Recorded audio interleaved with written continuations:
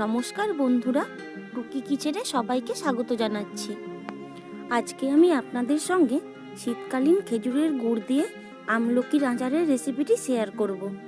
সেই জন্য আমি প্রথমে গ্যাস অন করে একটা হাঁড়ির মধ্যে সামান্য পরিমাণ জল বসিয়ে দিয়েছি।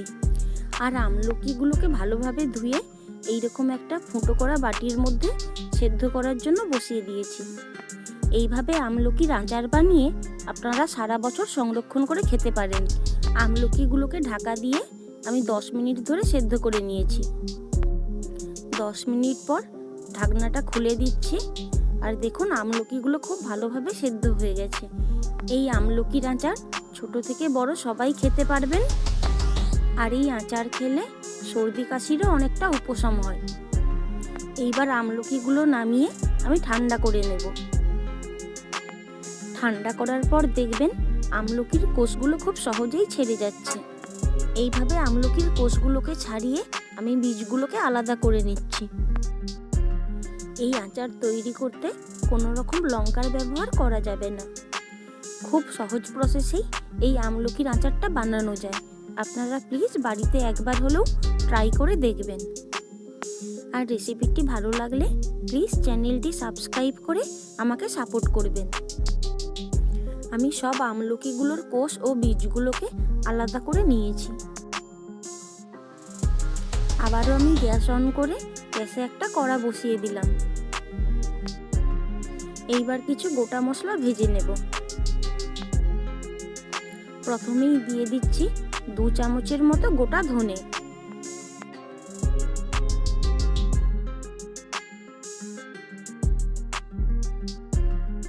এইবার দিচ্ছি 1 চামচের মতো গোটা জিরে। আর দিচ্ছি 1 চামচের মতো মেথি। সবকিছু একসঙ্গে ভালোভাবে ভেজে নিচ্ছি।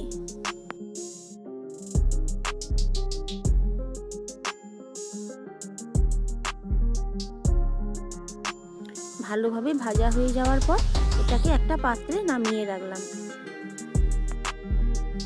এইবার মিহি করে গুঁড়ো করে নিচ্ছি। রেসিপিটি আপনাদের ভালো লেগে থাকলে প্লিজ ভিডিওটিকে লাইক শেয়ার করবেন, আর কমেন্টে জানাবেন রেসিপিটি আপনাদের কেমন লাগলো। এবার আমি কড়ার মধ্যে দিয়ে দিচ্ছি 4 চামচের মতো সাদা তেল।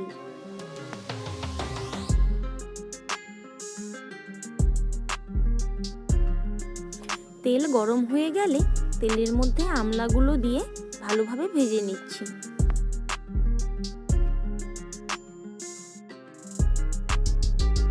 নাড়াচাড়া করে 5 মিনিটের মতো ভালোভাবে ভেজে নিয়েছি।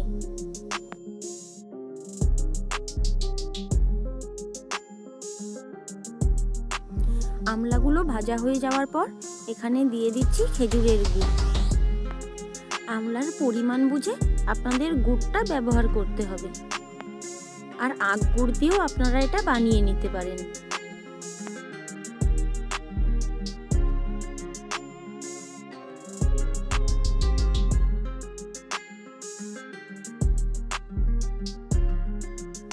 আরও 2 মিনিট রান্না করার পর এখানে দিয়ে দিচ্ছি পরিমাণ মতো হলুদের গুঁড়ো।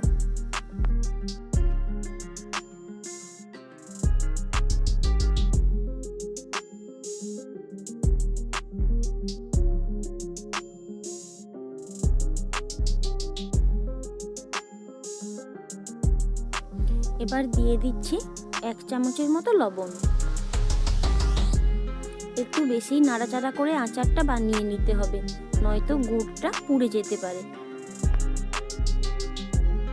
আরও 3-4 মিনিট রান্না করার পর আমি যে ভাজা মশলাটা গুঁড়ো করে নিয়েছিলাম সেটা আমলার সঙ্গে মিশিয়ে দিচ্ছি।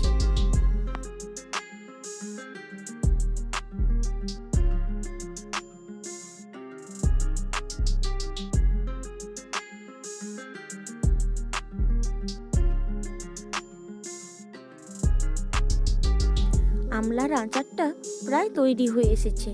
শেষ পর্যায়ে এখানে দিয়ে দিচ্ছি হাফ পাতিলেবুর রস। আর পুরো রান্নাটা মিডিয়াম আঁচে করতে হবে।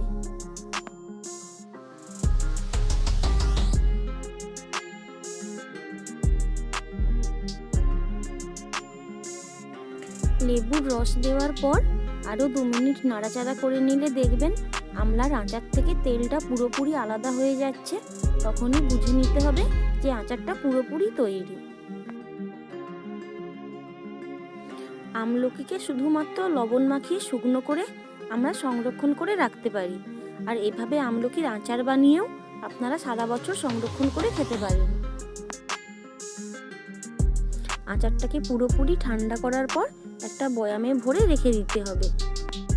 বন্ধুরা, রেসিপিটি আপনাদের কেমন লাগলো প্লিজ কমেন্টে জানাবেন, আর ভালো লাগলে ভিডিওটিকে লাইক শেয়ার করে দেবেন, আর অবশ্যই আমার চ্যানেলটিকে সাবস্ক্রাইব করে আমাকে সাপোর্ট করবেন।